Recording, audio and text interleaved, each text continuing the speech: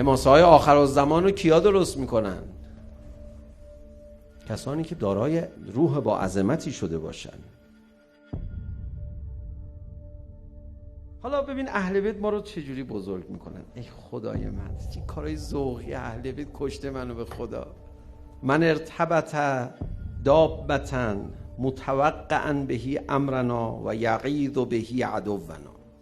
فرمود هر کی یه اسبی رو تهیه کنه، نگر داره، اسب رزمی باشه، بگه این مرکب منه برای ظهور، آقام بیاد میخوام از این استفاده کنم، و غیظ نسبت به عدو اهل بیت داشته باشه. و هو منسوب الینا، شیعه ما باشه ها، یا آدمی که منسوب باشه به ما.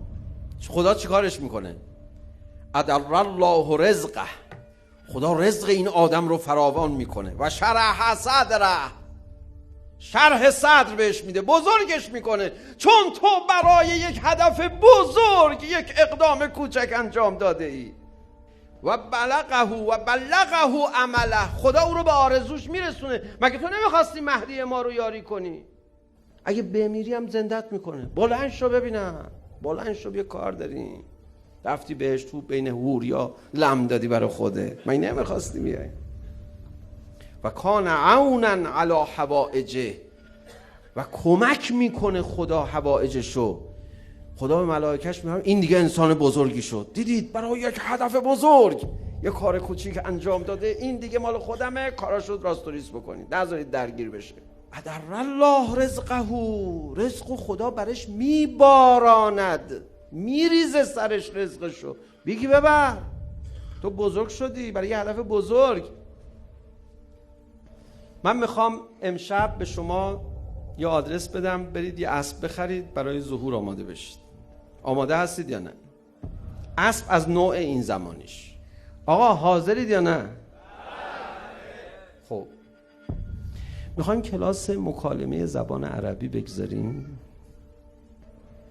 برای چی مکالمه یاد میگیرید؟ برای ظهور. واقعا حالا معلوم نیست ظهور بشه، حالا ما خودمون رو یه کار کوچولو میخوایم بکنیم برای ظهور دیگه، میمیریم دیگه، بعد زندمون میکنن. من تو زحمت کشیدیم. یه کاری بکن، یه اسبی، یه شمشیری، یه تیری، یه نیزه‌ای، تو روایت ها هست یه تیر نگهدار، یه کاری بکن. آخه تو هیچ کاری نمی کنی، هیچ اصلا اثری، بویی، نسیمی، عطری. حالا امام کاظم علیه السلام، الهی دورش بگردم، امام کاظم علیه السلام میدونه که زمان ظهور دیگه زمان ماشین و طیاره است. اون میدونه داره چی میگه، شما هم بفهم داره چی میگه.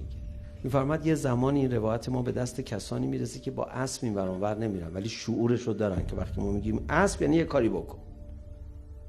یعنی واقعا شما میخواید تو 40 با این مردم خونگرم عراق صحبت نکنید؟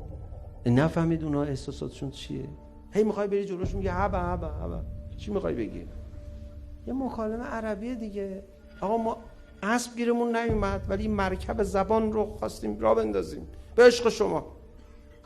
اینا جهت‌های تربیتی داره، تو رو بزرگ میکنه. چون ما میخوایم حماسه‌های آخرالزمان رو برقرار کنیم. حماسه‌های آخرالزمان اولین ویژگیشون این بود که انسان جهانی باید باشه، جهان اندیش باید باشه.